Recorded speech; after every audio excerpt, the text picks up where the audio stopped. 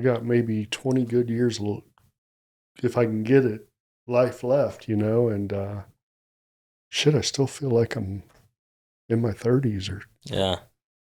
it's kind of fucked up. Well, you take great care of yourself. Yeah, we were talking about that, I think, on it had to have been one of the earlier episodes, like episode 2 or something like that, and you got brought up in conversation. We were just talking about, dude, this guy's, built like a god, just eats super well. He's got the woosah like no other. You know what I mean? Well, I appreciate that. I work hard. Yeah. I work hard. People my age don't work that hard for that, but that's my passion. Yeah. So we can get into that. Oh, yeah. Hell yeah. Well, awesome. We'll jump into it here. Welcome to another episode of More Than Tattoos podcast. My name is Chris Powell. This is my co-host Tim here. And tonight, I'm really honored to bring this guest to you guys. He's... I meant to have my notes up there. I'm going to run this back. The screen brightness is killing you. No, I wasn't even on my notes. I was on the settings. Welcome to another episode of More Than Tattoos podcast. My name is Chris Powell. This is Tim, my co-host, and I'm very honored to introduce our guest tonight. He's a very special guest. He's a husband, father, he's a friend, he's a community leader, he's a mentor to many. He's a true creative entrepreneur and man of peace, but built like a warrior and equipped with a powerful mind. Wow. And, I'm just honored to have him here. And I think that even though he's not a tattoo artist, he's got something that all you guys will want to get. So keep your ears open for those nuggets, because I'm sure tonight it's going to be loaded. So, we got Ty Fischer here. We got fucking Ty. I'm stoked, man. Thank you guys, man. It's so cool to be here.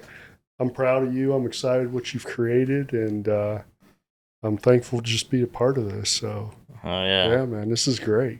Yeah, man. I always thought it was going to be the other way around. We was going to end up on one of your podcasts. Oh, really? Yeah. Yeah, I really haven't dove into that world, but hey, what the hell, maybe. Right. Yeah. Right?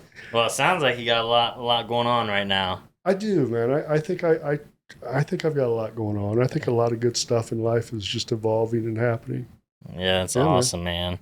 That's awesome. Well, so you guys are probably wondering, well, if he's not a tattooer, what's he doing here?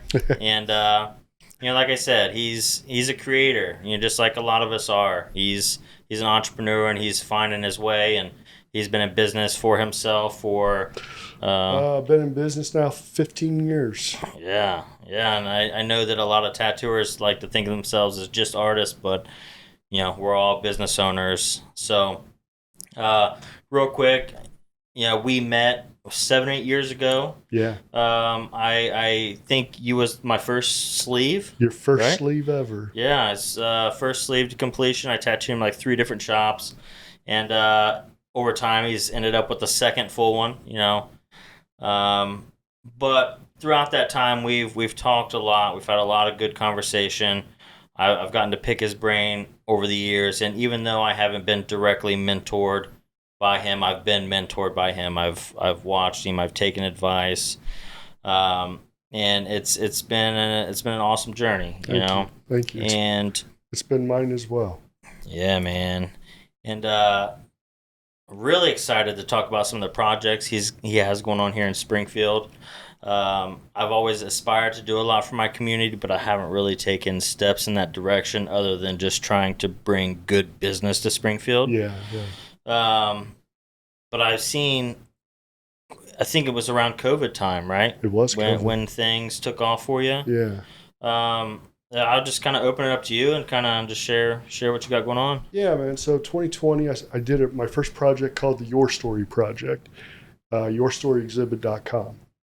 And funny enough, I'll go into this. It all derived from a dream, actually a nightmare.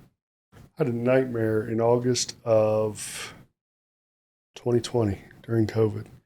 It was a older black lady, and she was in front of me, and she was drowning in words. The words were coming at her, and she was drowning. And I was experiencing everything she was experiencing from behind her. And I don't have nightmares. I've only had maybe 4 my entire life, but they've all meant something and they've all become something. And I sat on this for a couple weeks, and out of it popped my first project with Your Story. And really, Your Story at that time was based around the pandemic. Everything was so miscommunicated. It was such a polarizing topic. People were so divided. And I just thought, what if I could bring to life first person experience of how the pandemic has affected people spiritually, socially, financially, mentally, physically. Have you actually tell your story so people can relate instead of hearing it on the news or in the government? And so I worked with 50 subjects throughout the community, from government leaders to nonprofit businesses, truck drivers, first responders, whoever, everyday people. I had a full dynamic across the spectrum of diversity of people, of ethnicity, and profession. So they each took and wrote a 600 word to 800 word essay about the pandemic, how to experience them. And out of that, we took about 18 words, called them impact words, and I took their portrait. As you guys know, I'm a photographer initially by trade. And from that, we I created their portrait out of those impact words. So their portrait became their story. And through that, after working with these 50, I've fundraised. And literally through GoFundMe and private donors, we raised about $18,000, and we put on the first outdoor exhibit in Springfield, Ohio, that covered 6 blocks. We had over 190 pieces hanging, banners off the side of City Hall, sharing these people's experience.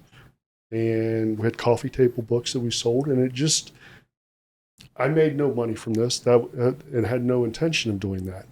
But it was a passion project for me. And for what I saw the power it was, I decided eventually I want to do more of these. And July, August of this year, I was presented with a project for a local high school, Cliff Park High School. You guys familiar with it? I feel like I've heard it. It's a local school in North Limestone. But anyway, the premise of the school is it's really a second chance school for a lot of people to go back and not get their GEDs, but their actual diplomas. They can work at their pace. And they can also get a skill set, a trade, audiovisual, woodworking, construction, medical. There's lots of opportunities there, but it's kind of got a derogatory connotation in the city school system of this is where the bad kids go, because unfortunately we tend to label people when they're not going through the mainstream system. And so I was asked if this school interested me at all, if this would be even something you'd consider for a project. And after meeting with the staff, I'm talking amazing people. Like, this isn't school. This is like going home and hanging out with family. And I was like, there's a story here to tell. So we're working on that right now in conjunction with the Springfield Museum of Art. We're going to have an exhibit late summer, early fall this year. It's going to be Your Story exhibit. It's called Can't Hold Me Down. And I'm not going to get into the particulars of the project yet because they're pretty quiet, but I'm going to tell you it's going to be incredibly powerful because it's not only going to be visual, it's going to be audio. So you're actually asked to bring your headphones. Interesting. That's cool. Yeah.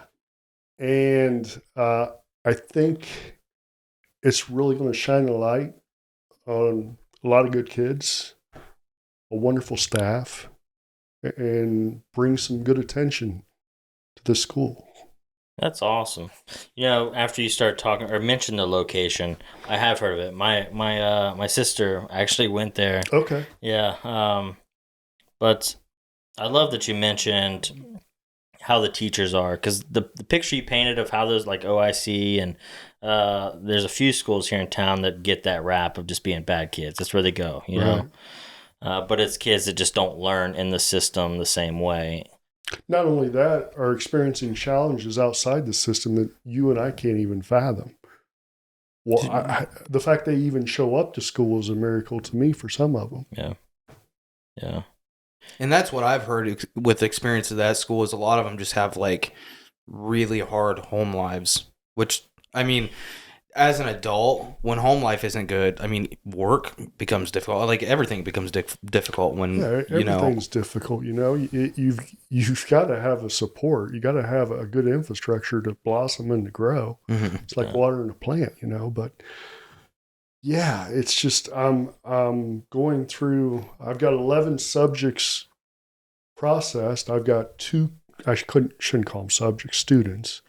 I've got 2 of them pretty well completed, and reading their stories and just building these portraits and the other things that are going with it. It's just like, this is wow. I mean, I'm moved. So I can't wait till this releases. Yeah. Because I think it's going to be impactful. I really do. That's awesome, man. Yeah. How long into your career journey was it before you did your first passion project? So it's funny, actually I did my first passion project in 2003 before I even started working for myself. I used to run a project that became a nonprofit called Eyes Wide Open Worldwide. And I'll try to be quick on this, but basically I worked with kids on a specific subject, whether it's their everyday life, documenting architecture, whatever. I'd give them cameras, I'd teach them the basics, and they would take these photos according to the assignment. And then I had a jury of professional photographers from around the country that would select their best 2 images. And then we would find donors to help us put on an exhibit, and we would print their pieces to canvas. We'd have the kids there, and they would sell the work through a silent auction to this high-end exhibit. We did the Westcott House a couple times, Wittenberg University, and the money all went back to the kids. And it was really just kind of show them, hey, if you're passionate about something, if it's art, photography, whatever, you can really make a living with this if you want to pursue it, because so many people will tell you. I mean, I can remember when I went to art school, my father looked at me like, what are you going to do with this? why are you spinning your wheels? And that stuck with me, right? So just trying to reinforce that fact that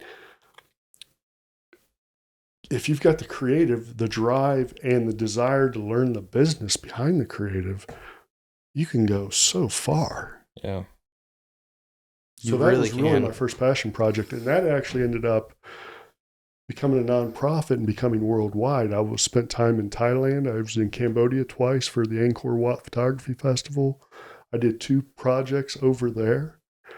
And my second project, we were allowed to come inside the village of Tonle Sap.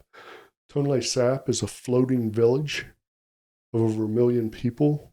Their homes, their restaurants, their schools, their barbershops, their livestock are floating. That's crazy. Oh, I never heard about this place. And it looks like an ocean.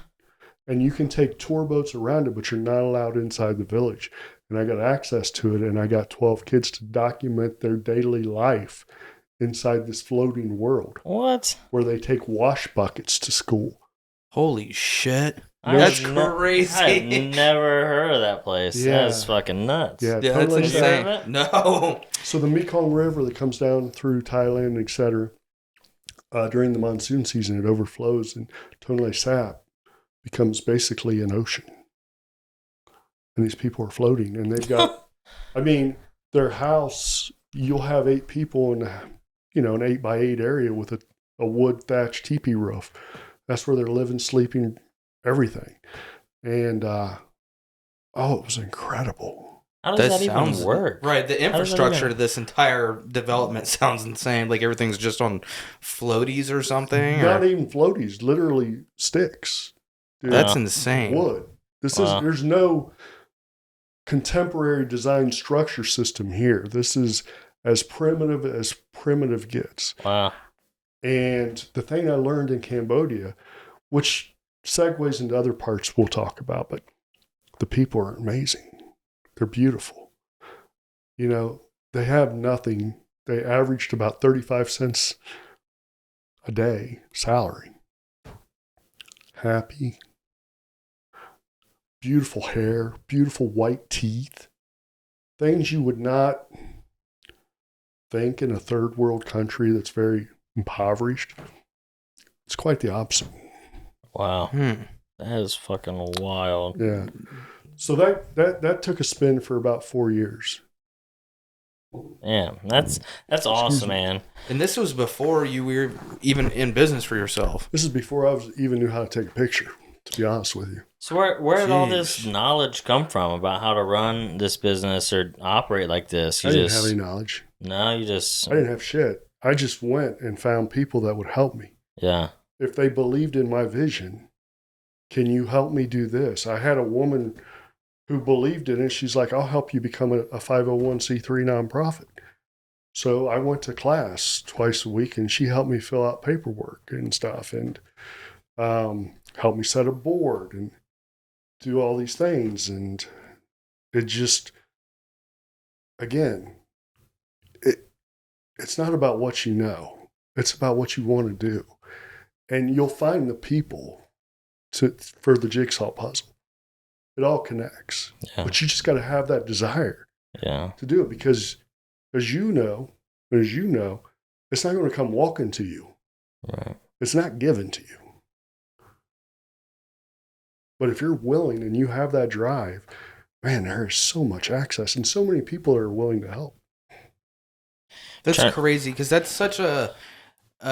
dude, that could almost sound too simple. I know there's probably some people that are just like, it's not that easy. It can't be, right? But it's like... It's not easy. I don't want to add that word. Yeah. If it was easy, everybody'd be sitting beside me telling me the same story. It's the drive. It's the grit. How much grit do you have? How much do you care about this business or project? How far are you willing to take it to see it through fruition? That's the difference. And that's where most people will fall aside. Because they can't see the steps. Because they don't have the discipline to get there. Right, they don't have the grit. Because how many times do you think I heard no before I heard yes? Yeah. I heard way more. Every good story is not instantaneous. It's time. And I heard way more no's than I ever heard yeses. But when I got those yeses, they were diamonds, and they propelled me. So what sparked this vision for you? Nightmare. Again, huh? Yeah, it was my last nightmare. Wow. Prior to this one. Wow. And I mean, we represented the United States at the Angkor Wat Photography Festival with the top photojournalist in the world. We were at the Toronto Contact Photography Festival for a month, which precedes the Toronto Film Festival, which it was exhibited during that. These nightmares mean something to me. There's a book I've read. It's either I want to say it's Think and Grow Rich by Napoleon Hill. I could be wrong, but he just talks about having that vision and then just trusting it and going after it, and the how-to will show itself. Essentially, because there's really no way to know the steps or where you're going to get the yeses or where you're going to get the money. It's just right, like belief this and project and for drive. Cliff Park. I'll need 16 to 17,000 to put the exhibit on. I don't have a dime yet, Yeah. but I'll get it. but all Yeah. certainty, yeah, you'll have it. I'll get it, and I'll get it through donations. And I'm not taking a dime. But that's it. Yeah. I already see the end result. So I lay out all the paperwork in the graphics and whatever I need to do to support that. So when I'm going to people, I'm going, this is what I'm going to be doing. This is what's going to be happening. And I think once you build a relationship that you're not only a creative artist or a creative, when they see your work ethic and they see your organizational skills, Yeah. that's when people really are starting to like, this is a winning horse. I can put money down and this is going to pay off. Yeah. That's awesome, man. Man. Dude, I'm still stuck on that grit. He's like, do you have the grit? I'm like, I don't know. I think I do. I'm here. Yeah, that's a part of life that you either have, or if you don't, you have to do some serious mind change. Yeah. Yeah. Yeah. I definitely, I feel like there's areas of my life where I really need to buckle down. I keep using the excuse that, right now I'm just trying to enjoy my kids at the age they are. But I find myself in certain time gaps where I'm like, man, I could really be doing something else right now versus catching a break or, an hour before Lakin gets up for school. Like, there's definitely times where I see myself like, okay, I need to hone in, I will say, especially in my young start of my self-employment, I was like that. But what I have learned is there's seasons of life. And you have to allow those seasons to balance that tenacity. So they're good. And you'll miss them if you don't experience them. There was a Jordan Peterson clip. Are you familiar with him? Yeah. Just talking about the first 4 years of your kiddo's life.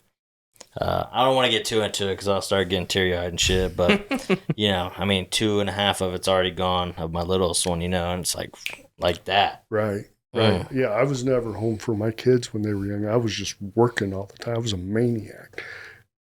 They're 27 and 23 now, going to be 28, 24, living in Vegas. That part of my life is gone. And now I have to go see them, spend time with them. And they're great. They're wonderful. I love them to death. But, there's a lot of my life that I chose a path that maybe I shouldn't have for the wrong reasons, because there was something there that needed more. And those seasons of life, that's the balance.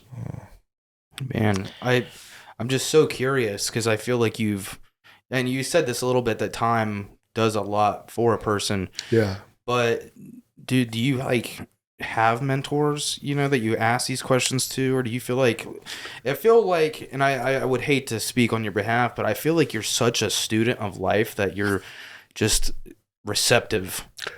Yeah, I would say it's two-way. I am a student of life. I started life as an adult young, and I wore the world, as everybody said, I put the pressure of the world on my shoulders. And I always ran like my hair was on fire because I needed to know where I was going to be in 5 years. But with that said, my business partner, who I consider brilliant and one of my best friends, has mentored me whether he knows it or not. Uh-huh. More so on the business side, but we kind of give and take. There's advice of mine that works really well for him, and there's advice he provides me that's just like, wow, I never knew that. That's amazing. And but that came 15 years ago, and really has evolved maybe the last 5. So it's kind of been more of, I've just always had a direction and a desire, and I take in information and I listen to it, And I've got my own shortcomings. Don't get me wrong. I ain't Superman. Let's just be straight. Built like him. Right. Let's just be straight. I've got my own shortcomings and my own things that I'm still working on. But yeah, man, I would say life came quick. Yeah, I feel like for a lot of people that you can kind of just get the energy from certain people where they just, and man, I feel like no one gets it all the way, but there's sometimes you meet a person, you're like, oh, he fucking knows something, you know what I mean? And me and Chris have definitely talked about that with you, and it's just, of course, you want to pick those people's brains, right? You want to know.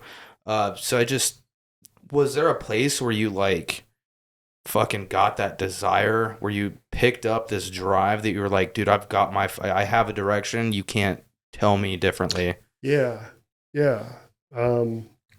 So I worked for a company for 22 years, and they were family to me. I started there 16 years old, loading at $3.35 an hour. Right? Boom. Yeah. That's crazy. And I worked my way all the way up to the top. I mean, I busted my ass. They gave me every opportunity. But I was working, my first 13 years, I didn't take vacation. I worked over 75 hours a week my first 13 years. Wow. That's every week. I can't even fathom that hours, the amount. But I wanted something so bad. And again, this is where I didn't balance that season of life. And I felt I was part of the business. You get to a point where you feel like you're helping run the business. Okay? Well, 10 days before Christmas, on that 22nd year, 2010, I got a 4-day notice that we were done, been sold. You get your vacation pay, there's no severance, blah, blah, blah, blah. You can go interview at the other company outside of town, another city. No guarantees for jobs, but there's a good chance. Man, it literally hit me like a fucking lead balloon, like a brick. I was working for someone else's dream this entire time. This was never my dream. I treated it like it was mine, but this wasn't my business. I didn't name this business. I didn't cultivate it. I don't want to say a pawn in the game of chess, but I was. And at that moment, I said, I'm never working for someone else's dream again. I'm done. And I had already dabbled with eyes wide open and really learning photography and loving it. And I'm like, I'm done. I'm starting my photography business tomorrow. And that was it. Man. You hear stories like that. At least I did for a little period of time, because I outside of tattooing, I was involved with another business, and there was a lot of audiobooks and just audio clips from successful people in the business, and that was a story to a lot of them, to where it's, even though you feel safe, that rug can just be pulled at any time. Yeah, and my good friend, who I would consider a creative mentor to me as well, Rod Hatfield. And I'm sure you know Rod, or heard of Rod in the city. But he told me one time, he said, complacency is a trap. And I never really understood it. I knew why he was saying it at the moment, but I didn't get it. I get it. Security becomes a trap of everything. You close your mind down, you become complacent, you get comfortable. And the body is not meant to go through, the mind, the body, the spirit is meant to go through change. But we get trapped into this complacency. We think this is life. This is how it's always going to be. It's not. Yeah. Mm-hmm. I feel like, I've definitely experienced times like that in my life, and I can certainly say it hasn't been in the last 5 years. It was all that factory work, because that's really where I came from. Yeah. Was just, loading boxes, being around in trucks and shit like that. I just, you don't have to think for much. You know what I mean? You really just get this opportunity, which is deceiving because the word opportunity is sexy, right? Right. But you have an opportunity to now not have to think anything. So there's periods of time in my life where I'm like reflecting on it, and I just like really didn't have organic thoughts. You know what I mean? Like, and that's heartbreaking for me to think about because I love life so much now Mm-hmm. that I would hate the idea that I could ever go forward wasting any time ever. But I've already wasted so much of it, right? You know, just literally not thinking.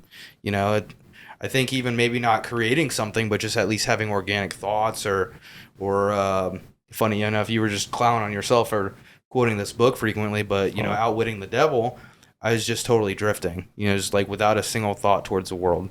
But I feel like, you know, all that to kind of circle back to your projects and stuff, I think it is amazing now to hear what the project was conceptually after looking at it, because it seems like it's an all-in-one. You know, it's storytelling, it's like visual arts too, and now you're moving towards, again, keep it on the quiet, but bringing headphones to an audio or an art exhibit to hear these stories. It's like pretty fucking immaculate. You know what I mean? It's just Well, beautiful. I feel what I've always tried to create in the projects is emotion. And you need to pull from the senses. And my goal is always to try to touch on all those senses during an exhibit. And I feel like I'm finally getting even closer and better and more refined at touching those senses. That's kind of my stick. You know, I want you to leave not like you just walked through an exhibit and interpreted art. I want you to walk through this and be moved.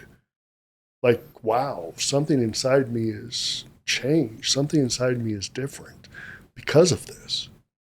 Mm. And the beauty of it is, it's not about me. Yeah. And even more so, you know, I don't know myself how often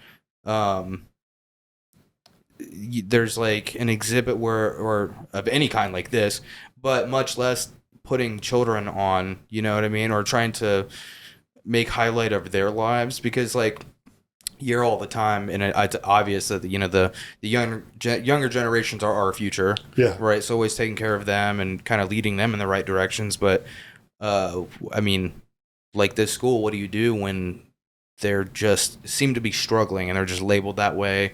And I mean, even you put it in a good way, like Chris said, you know, talking about how the faculty members and the teachers and everything are all family members. But quite frankly, from the outside perspective, that whole building seems to be treated that way, you know? Mm-hmm. So how can you possibly help something you don't understand, you know? Yeah. And so if we can shed some light, and that's really all your story does and will ever do, is shed light on, you know, our tagline is, we help communities heal through art. And that's what I'm trying to do. I'm trying to take divisive, polarizing topics. I like Yeah. the uncomfortable, and I want to make it comfortable. And that's amazing how I can definitely feel like going through your, it almost feels bad calling it an exhibit, you know what I mean? But that's what it is. But just like you said, being enamored, or kind of like you were talking about your nightmare, like being able to really experience what someone else is going through, but almost like from behind them, like really trying to get in their shoes, you know what I mean? And Yeah. I imagine there was a ton of people that got moved through that. And you said it was 6 blocks, your last one?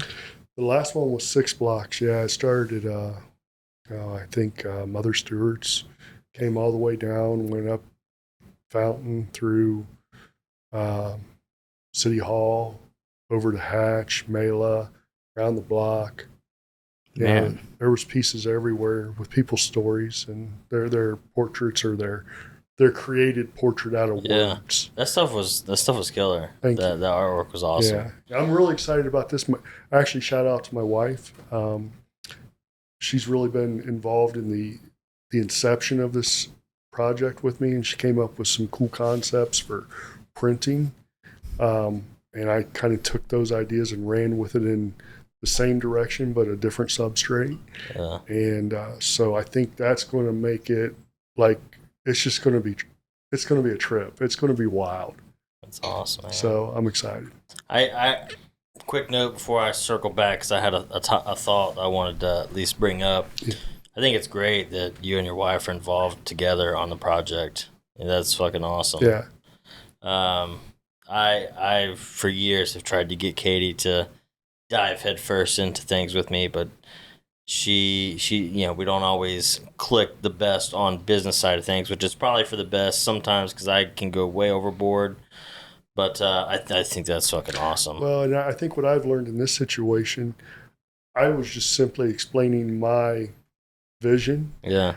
And she got enamored and got driven. Yeah. I can't will myself to work with my wife on projects.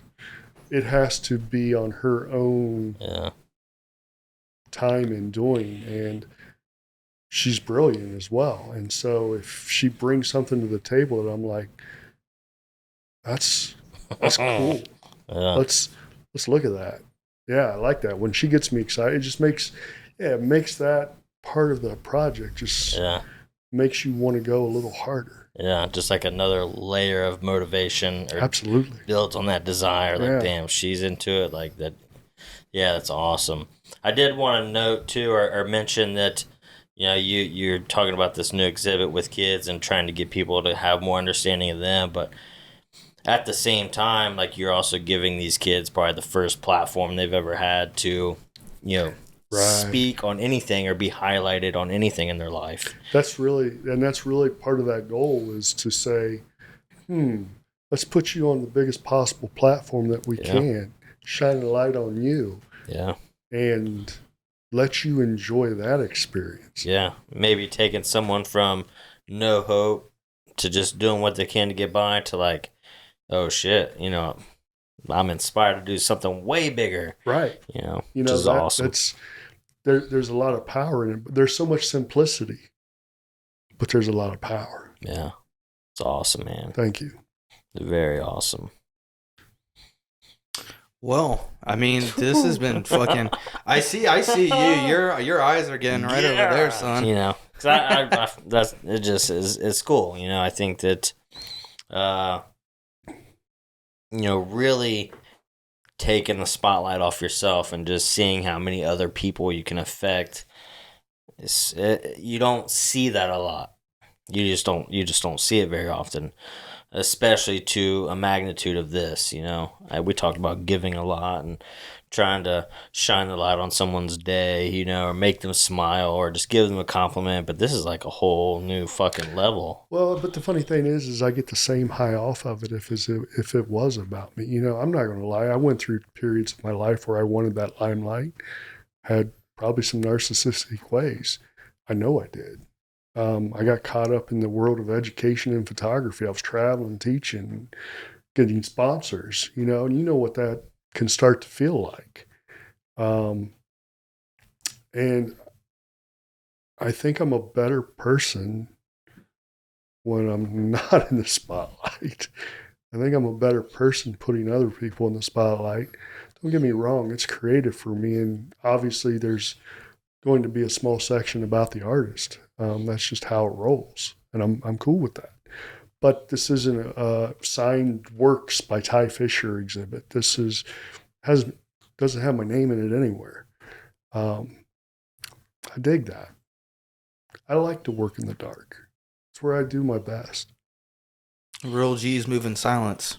That's right. Yeah. I had to drop that little Wayne line, Yeah. Oh, yeah.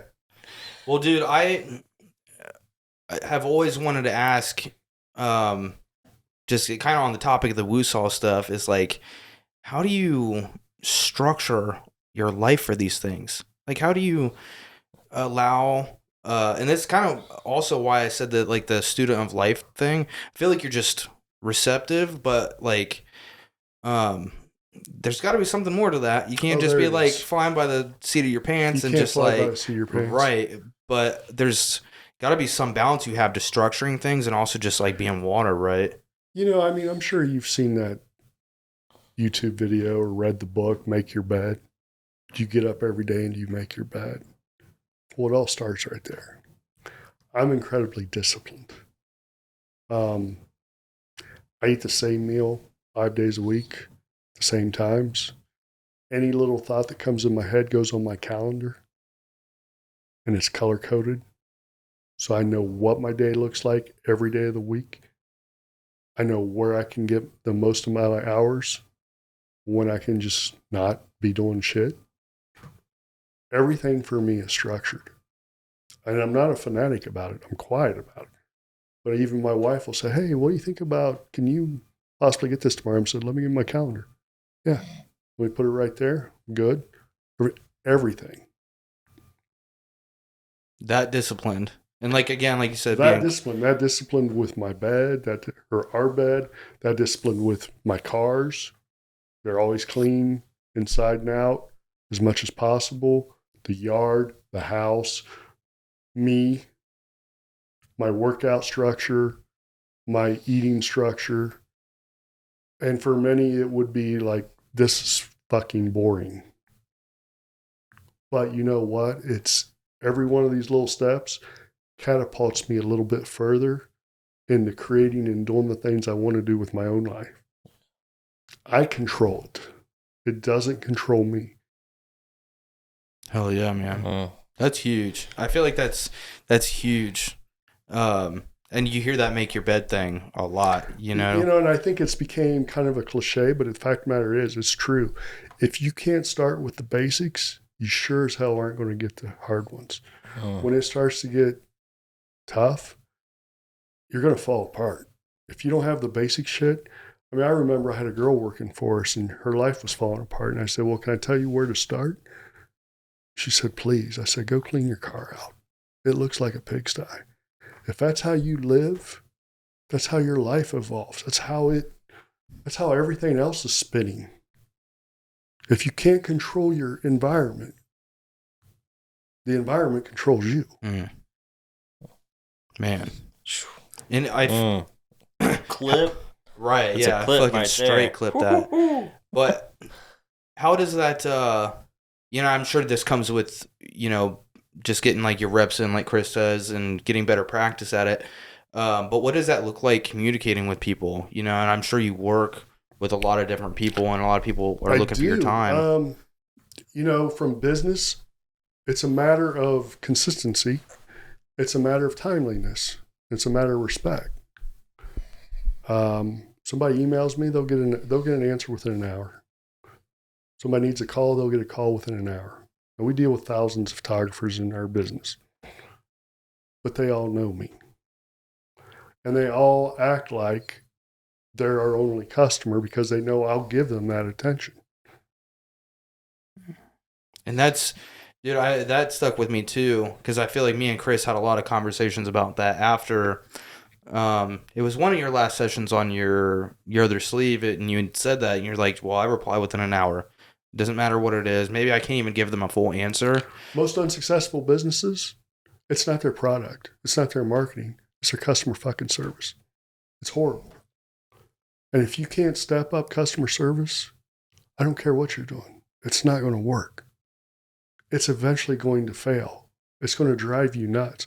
But if you want the best advertising in the world, I promise you that 99% of real foundational businesses that have existed over a period of 10 years will tell you word of mouth is what grew them. Not some fancy ass Facebook ad or some TikTok bullshit. Right. It's relationship. It's creating relationship with people who are like, you know what? They kind of care about what I got to say. They actually listen to me. They actually respond. And they follow up. I'm going to recommend them to my friends. I get so annoyed when I send an email to a company that says it's going to take me 24 to 48. Why? What the hell you got going on? It can't. If you've got that many customer service issues that it's going to take you 2 days to get back to me, rethink your customer service. And And I feel like we even just had the episode that we dropped this week with DJ Heusler. He was talking about his experience when he started working with Chris, and it was it's kind of a funny story, to be honest, because he said that he was just not vibing with the original artist he had went to because scheduling was off, and he just felt like that dude was doing that to him, like kept on pushing him off. And he's he like, said, well, I'll reach back out to you in 6 months and let you know how my schedule looks. Oh yeah, okay, Right. cool. and then he had gotten in touch with Chris, set up a consultation and everything, got to the shop the day of the consultation, and Chris was out fishing. It was a simple mistake, right? So you could almost, and the DJ even said, he was like, what's with these fucking tattooers? Can't keep on a schedule.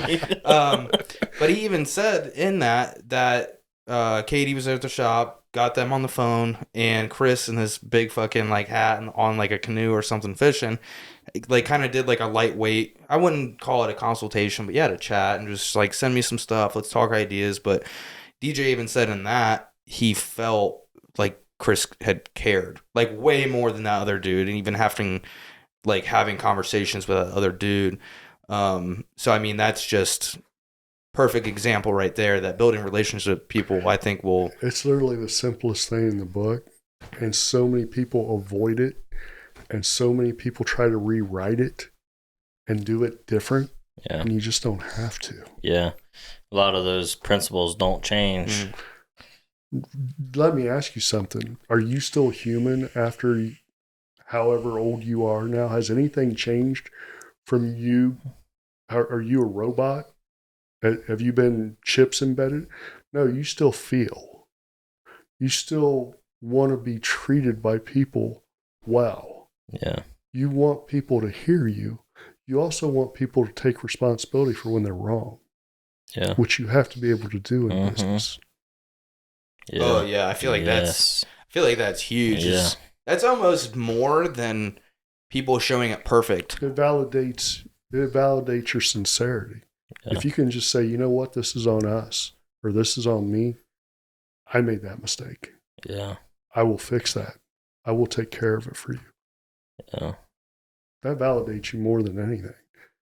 But trying to push that off on a customer or a product or a subject or terms and services, the old bullshit terms and services that no one reads, it does nothing for your business. The more you want to treat people like you want to be treated, the better your business grows. The golden rule. I mean, it's just that simple. I don't know why we got so much other bullshit out here for business. Yeah. If you've got, you don't even have to have a good product. Now, if you got a great product and good customer service, man, millionaire, you right? can fly. Yeah. Yeah. I think that's something I've always feel like I've been pretty well with, and give it a lot to my great grandparents. That's who I grew up with, and growing up in the Christian household and the church, I feel like I learned a lot of those principles early on. And I think that Facebook was pretty big at the time, but it was always word of mouth. It was that had a lot of repeat customers, and was able to maintain those relationships pretty well. But it's definitely a shit show out there sometimes. Oh, it is. But you're right. I mean, that's what struck me to work with you. People thought I was nuts. I think you were like 20 or 21 at the time. And people were like, you're going to let him do a sleeve? I'm like, yeah, I believe in this guy. This guy's real. This guy's got something. And I always told you that. Yeah. And you do, man. Thanks, man. Your work, I'm like, fuck, I want to get another sleeve. Gotta grow a third arm. Right.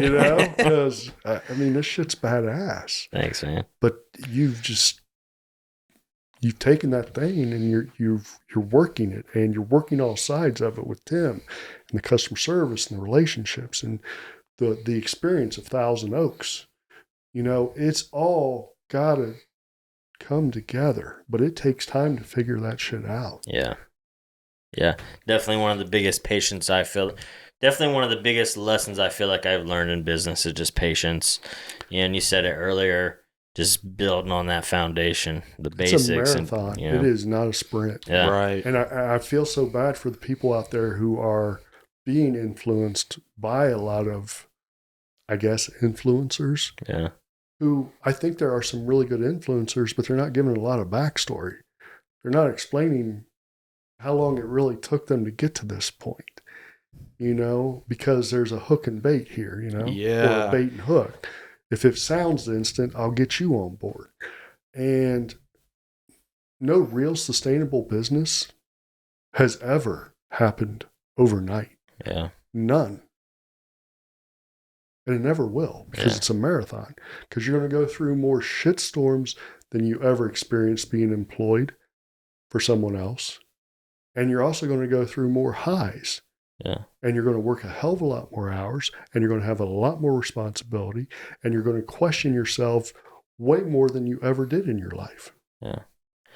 Yeah. And I just want to echo the sustainable business, because I definitely have seen cases where people make a ton of money real quick, or something takes off, but it circles back to that foundation. How long can you maintain that? How long can you keep that at that point before a fire breaks out or something happens in your life to where it's like a major setback and you don't have that foundation, those skills built, all the basics that you would have learned on the slower trajectory. And I think that just kind of because I could just hear people now, well, like, you can make money fast, but it's just, that's what it is. You can burn it fast too. Yeah. And the problem is when you make it fast, do you actually respect it? Yeah. Do you actually appreciate it? Do you actually understand what it can do for you? Probably not. I'm about 11 years in. Just this past year, I've actually kind of started to grasp what money could actually do for me. Up until now, I just have had it. I've been on the pirate ship, not paying all my taxes or whatever, and I didn't understand it's a tool. It is a tool. It's the biggest tool you have in your life to determine your outcome of life. And you have to understand all aspects of it. You have to have good tax accountants who understand the pros of self-employment business. You have to have budgets. You have to understand insurance. You have to understand setting up monthly or quarterly state sales tax. You've got to understand all these nuances. But once you understand them, and a lot of people are like, it's just too much. Well, then why are you in it? Because if you're not going to do this, it will bite you in the ass. And it'll bite you hard. And you will be burnt out and done within 3 to 5. Promise. Seen it 1,000 times over. You either decide, I'm going to build a business that's going to be sustainable, or you fly by the seat of your pants and you crash and burn. Man, and I feel like there are so many people that, dude, I mean, you kind of just said it, being on the pirate ship, but there's so many people willing to make the choice to cut corners first before taking the time to like learn all the stupid shit. Like you said, the nuances. Like, no one wants to learn how to properly set up quarterly tax payments and shit, or like set up payroll or have budgets, be rigorous with a routine, or, to have yourself scheduled out. And it just, hearing it put that way, it would think, it just feels silly. Why wouldn't you? You know what I mean? Well, a lot of people don't know. But, here's the thing about it. I really don't understand the word I don't know these days. Back when I was starting this shit, there was no Google. Dude, I can get an answer on anything in a matter of seconds right now. That's pretty legit. So, again, it comes down to discipline. Can you not say I don't know and say, I wonder what the answer is? Maybe I should look. I feel like people are really afraid of that. Well, you know what? That's the start of that mind change. And if you're going to do this, you've got to change the mind. Because I can't, and I won't should not exist in this world. Man. Jeez. Yeah, this is going to be a good one. And, I kind of wanted to lean into that. We talked a little bit about self-employed entrepreneur. I think there's a lot of confusion. I think the word entrepreneur has been added into the mix because it sounds sexy. Now, there's an entrepreneurial spirit, but that is far different than self-employment and entrepreneur. Do you guys know what an entrepreneur is? I feel like maybe just like throwing a fucking dart in the dark here, but I feel like entrepreneurial is like you're more. No, I don't want to hear entrepreneurial. I want to know what an entrepreneur, the noun. Like the actual noun is. Yes. It's almost like just a generic business person. No, that's the problem right there. Someone who is not willing to work for someone else and will just figure business out in multiple businesses? Not even close. See, but that's how this information is being fed today. Let me ask you something. Can your business sustain for 6 months without you? My personal business, no. The shop Can it grow without you? Probably not, no. An entrepreneur can. An entrepreneur has set up everything in place, the people, the process, that their business can sustain and grow without them. Self-employment, all you've done is give yourself a job. Fuck. There's a book that I started reading, and he was breaking down the difference between it. He did break down entrepreneurship. He broke down entrepreneurship. He broke down self-employed, sole proprietor. What are some of the other ones that S-corp, nonprofit, corporation. Yeah. Yeah. And but again, an entrepreneur is the next level of self-employment. It's where people should be seeking. Okay, how do I rinse and repeat this process on a daily without me? Holy shit. And I feel like the only way to do that with the tattoo brand would just be the shop. 'Cause I mean, without me tattooing my personal S-corp. Well, what's interesting enough is I think you're right. Your Thousand Oaks sustains your lifestyle to the point where your tattooing is your hobby and your passion. Because I know what happens when you combine passion and business. You have the ebbs and flows of burnout and sustainability. I did it with photography. So you have all the makings of creating a business ran by an entrepreneur that would allow you to end up tattooing simply for the love of tattooing, not for the dollar. Yeah. I love that you break it down like that, because I do feel like entrepreneur is everywhere. I mean, entrepreneur is up here. And it should be highly regarded because it is the best of the best, according to me. I did not become an entrepreneur till 3 years ago. And I was thankful to my business partner and the people we have in place.